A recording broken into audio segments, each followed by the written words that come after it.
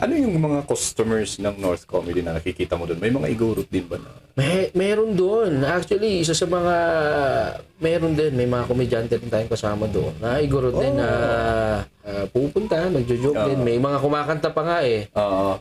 Doon mo makikita rap pero country ang rito. Paano yun?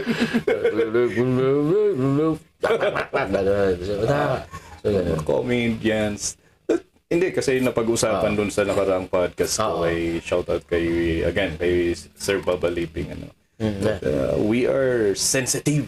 Sa bagay, hindi lang siguro sa mga igorot.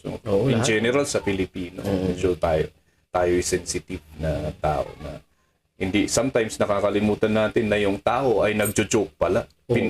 Maraming pagkakataon na ganun. Wala namang napipikon na sa experience nyo sa North Comedy, wala namang. Totoo yung sinabi ni Sir Bob eh. Hindi lahat naman ang pumupunta, yung expectation ng joke mo, in-expect mo na joke sa kanya ay kikiliti sa kanya. Minsan maasar talaga.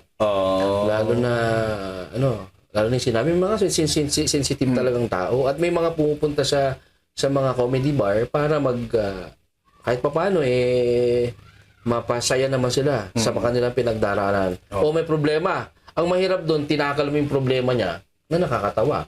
Pero ma-open talaga sila. Ma-open siya. Yun lang. May mga bagay kasing gano'n. Pero may healthy joke naman. Depende kasi sa joke eh. Meron naman yung joke na experience, gano'n. Depende pa rin. Basta ang goal mo doon is mapatawa mo yung tao. Mapatawa sila. Yan yung talagang problema doon kapag nag-joke ka tapos biglang umiyak yung tao. Mali yata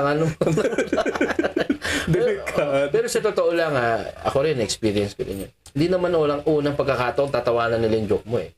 Kasi try and error yan eh. Kaya mapapansin mo sa North Comedy, yung mga materials doon, hinahasa ng hinahasa. Kaya kung may joke kang gusto mong, nakakatawa ba sa ibang tao, pwede mong pagpraktisan yun. May tatanggalin ka. Kasi ako nagsusulat ako ng joke, pero ginagawa kong animation. May app ako na ginagawa ko. Pwede. Tama yung sinabi mo na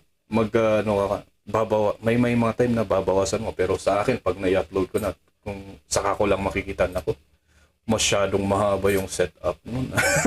Kumbaga yung pero na-upload ko na. So, wala yung landing nung mahaba. Diba? Kaya hindi napapanoorin ng tao, nung dumating yung punchline, bumitaw na siya sa video. Listening to El Maestro Speaks Podcast.